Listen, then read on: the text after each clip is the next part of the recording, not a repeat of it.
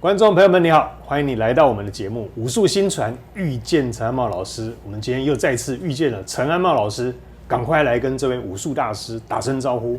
曹老师你好，大家好，观众朋友你们好。好，老师，朋友底下的留言想请问你，老师你好，很高兴看你的节目，受益良多。我有几个问题想请教老师。我的公公婆婆走了，我又在庙里当义工，请问老师，我要多久才能进去里面拜拜？还有那个天公炉，我什么时候才可以拜？听长辈说，最快要100日之内才可以到庙里拜拜，还有天公炉。老师是不是可以帮我解答一下？谢谢你。好，观众朋友的这道题目要分2个区块，第一个区块是这位观众他是在庙里面当义工的，是。然后第2个区块是我没有在庙当义工的。那我们讲说守重孝。守孝就守孝，为什么还有重孝这一个字？为什么讲说嫁出去的孙女要做头妻，为爷爷奶奶做头妻；嫁出去的女儿要做三妻，叫三旬。对，所以头旬叫做查某孙啊孙，头旬叫做孙女的旬。对，三旬叫做祖家孙，三旬叫做嫁出去的女儿她要做的旬，这叫做守重孝。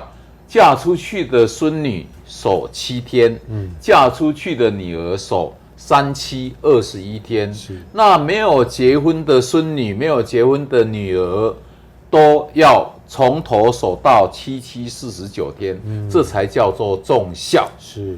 那49天以内，观众如果你有在大庙做义工，一般我们讲说，连正殿49天里面都不进庙的殿堂，因为我们守重孝，无心去礼佛，无心去为大神服务，代表我细细念念都为我的先人在做这一个孝思的动作。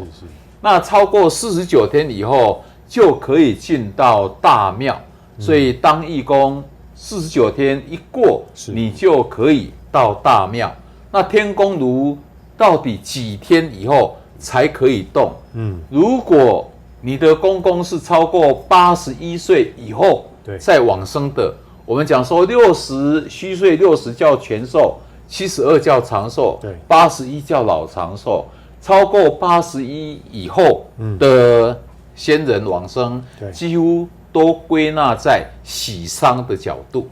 所以如果要讲公公那个超过81岁以后再走的，49天守重孝完，庙里面的所有的动作你都可以行礼如仪。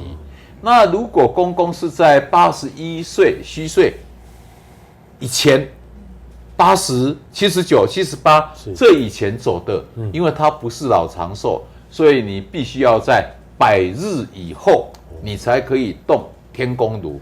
这是对在庙里面当义工的这一位观众讲。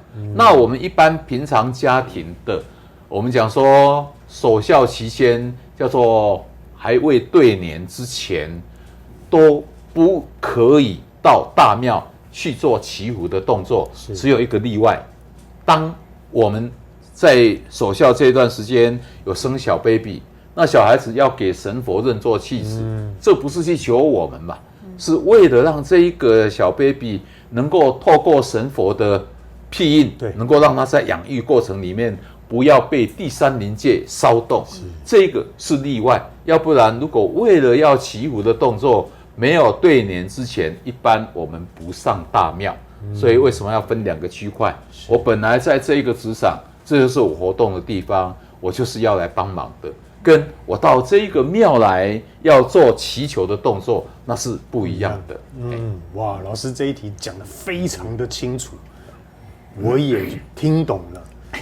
81岁长辈81之后，含81，那这个要当喜丧来，对不对？对。那如果而且老师还帮我们分了，你有没有在庙里做义工？如果你长期是义工的话，49天满了这个大孝，这个就重孝了，就可以了，照常你正常的这个平常就有去的地方，这样。